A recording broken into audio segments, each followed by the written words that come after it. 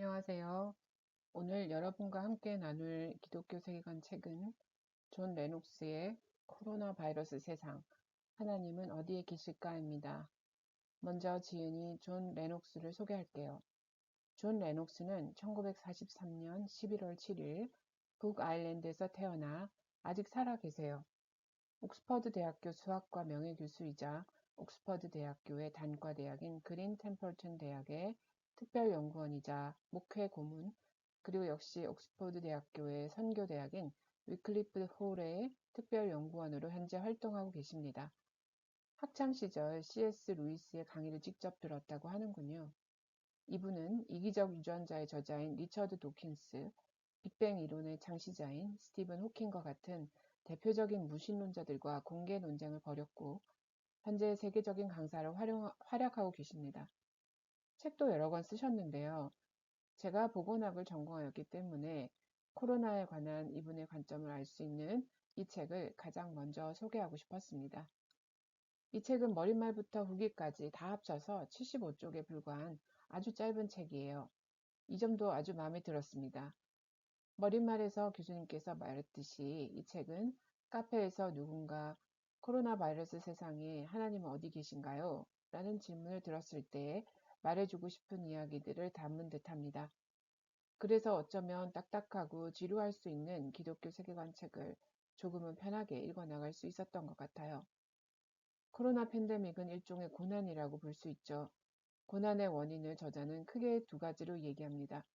하나는 자연재앙과 질병으로 인간의 직접적 책임이 적다고 볼 수 있는 것이고, 다른 하나는 사람이 직접적인 책임을 져야 할 도덕적 악입니다. 코로나로 인한 고난의 원인은 이 둘 중 무엇일까요? 사실 이 두 가지 원인은 연결되어 있어서 단순하지 않습니다. 또한 원인이 무엇이든 우리에게 고통이 없어지는 건 아닌 것 같아요. 그렇다면 코로나 팬데믹이 우리에게 안겨주는 고통과 고난을 우리는 어떻게 바라봐야 하는 걸까요? 저자는 제임스 사이어의 기독교 세계관과 현대사상이라는 책을 인용하여 대표적인 세 개의 세계관 가족을 소개합니다. 첫째는 유신론적 세계관으로서 인간을 창조한 하나님이 이 세상을 다스리신다는 관점입니다.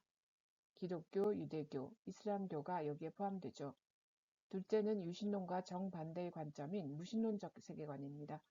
이것은 보이는 것, 즉 우리의 감각과 지성으로 인식할 수 있는 것이 전부이고 초자연적인 것을 용납하지 않습니다. 셋째는 하나님의 개념과 세계의 개념을 하나의 비인격적 실체로 융합하는 범신론적 세계관입니다. 예를 들어 고통은 전생의 죄 때문이며 현생에서의 고통은 업보를 갚는 것이기 때문에 사실 좋은 것이라고 생각하죠. 성경은 누군가 재난을 당했을 때 당사자의 죄 때문이라고 속단하지 말 것을 가르치고 있습니다. 너희도 회개하지 않으면 모두 그렇게 망할 것이다 라고 말씀하십니다. 따라서 기독교적인 관점에서는 코로나에 걸린 사람들은 자신의 죄 때문이라고 단정할 수 없으며 동시에 코로나와 하나님은 아무 관련성이 없다고 말하는 것도 경계해야 한다고 합니다. 한편 무신론자가 보는 코로나 팬데믹은 어떤 모습일까요? 무신론자들은 세상 혹은 우주는 본래 그렇다는 사실을 그냥 직면해야 한다고 생각합니다. 리처드 도킨스가 말한 것처럼 우리는 지식도 없고 배려도 없는 DNA라는 음악에 따라 춤을 출 뿐입니다. 즉 코로나 팬데믹을 두고 선악을 운운하는 것을 무의미하며 냉혹한 무관심으로 대할 뿐입니다. 도스토예프스키는 하나님이 존재하지 않는다면 모든 것이 허용될 수 있다고 썼습니다. 이 말은 무신론자에게는 고통이나 고난에 대해서 선악이라는 도덕적 기준을 부여하는 것이 무의미하다는 것입니다. 하지만 무신론자들이 과연 그런가요? 무신론자를 포함해서 우리 모두는 자연적 악이나 도덕적 악에 대해 분노를 느낍니다.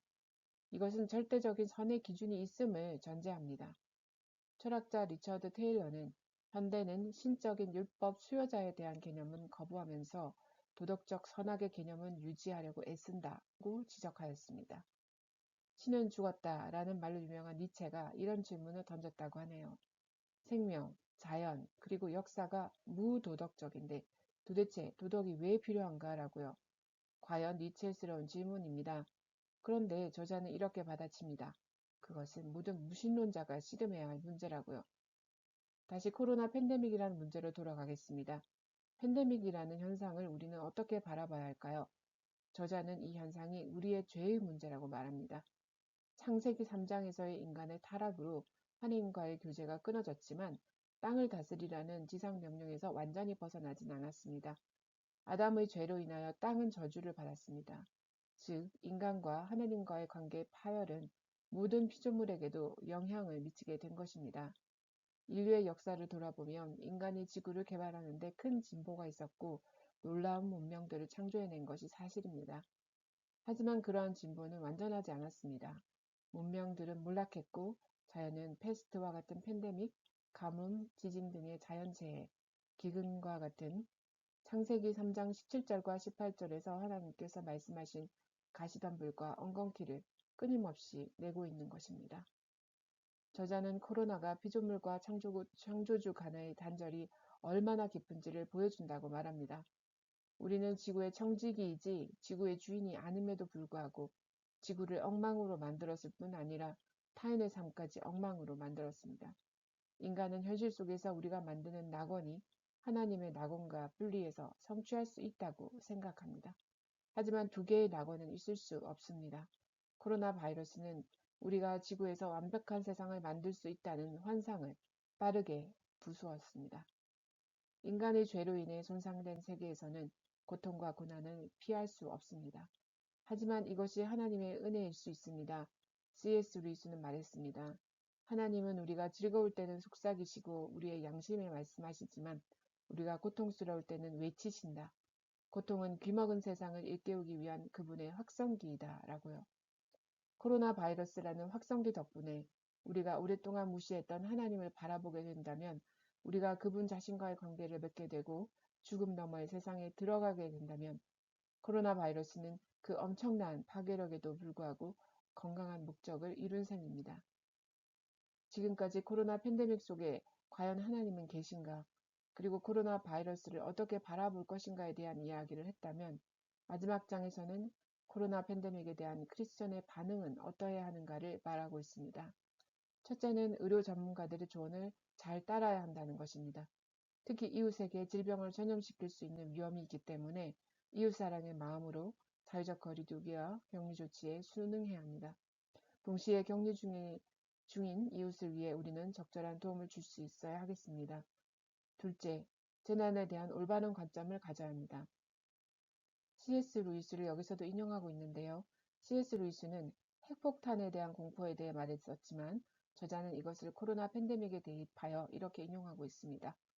우리가 무서워하는 양떼처럼 다 함께 웅크리며 바이러스에 대해 생각하는 모습이 아니라 현명하고 인간다운 그런 행동, 즉 기도하기, 일하기, 가르치기, 읽기, 음악 듣기, 자녀 목욕시키기, 테니스 치기, 맥주 마시고 다트 게임을 하면서 친구들과 얘기하기 등을 하는 모습을 보이도록 하자. 바이러스가 우리의 몸을 부술지라도 우리의 정신을 지배할 필요는 없다. 셋째, 우리는 사랑하라는 부르심을 받았습니다. 로마 제국의 4분의 1을 죽일 뻔했던 2세기의 안토니우스 역병은 기독교의 확산을 오히려 초래했었습니다. 왜냐하면 크리스천들이 병자를 돌봄으로써 역병이 변덕스럽고 화난 신들의 작업이 아니라 사랑의 하나님의 반역한 깨어진 창조세계의 산물임을 보여주었기 때문입니다. 1527년 패스트가 독일 비텐베르크를 덮쳤을 때 마틴 루터는 자가격리 요청을 거부하고 오히려 남아서 병자를 돌보았습니다. 이 일로 인해 딸 엘리자베스가 죽는 불행도 겪었습니다. 하지만 그는 이렇게 썼다고 합니다. 우리는 임지에서 죽는다. 크리스천 의사들은 그들의 병원을 벌릴 수 없고 크리스천 관리들은 그들의 구역에서 도망칠 수 없고 목사들은 그들의 회중을 벌릴 수 없다. 역병은 우리의 의무를 녹이지 않는다. 오히려 우리의 의무를 우리가 죽을 준비를 해야 할 십자가로 만든다. 라고요. 넷째, 우리는 영원을 기억해야 합니다. 우리에게는 무덤 너머를 바라보는 사한 소망이 있기 때문입니다. C.S. 루이스는 성경은 이 땅의 고난에 대비해 천국의 기쁨을 저울에 올려놓기 때문에 그렇게 하지 않는 고통 문제의 해결책은 기독교적인 것으로 불릴 수 없다라고 말했다고 합니다. 이 땅의 고난과 천국의 기쁨을 저울질한 대표적인 성경의 인물 사도 바울은 현재 우리가 겪는 고난은 장차 우리에게 나타날 영광에 견주면 아무것도 아니라고 나는 생각합니다. 라고 말했습니다. 이제 정리를 하겠습니다. 결국 이 책은 무시무시한 재난 가운데 있어도 하나님 안에서 우리는 희망과 평안을 찾을 수 있다는 소망의 메시지를 전달한다고 생각합니다. 내 육신의 고통에 집중하여 타락한 인간 세계에서 신음하는 피조물과 고통당하는 이웃을 외면하지 않고 오히려 다시 오실 예수님을 고대하며 의의 면류관을 소망하며 이웃을 사랑하고 마음의 평안을 누리는 내가 되고자 다짐한다면 코로나 팬데믹 속에 하나님은 그런 크리스천들과 함께 계시다고 할 수 있을 것입니다. 그럼 다음 존 레녹스의 책과 함께 다시 만나요. 샬롬.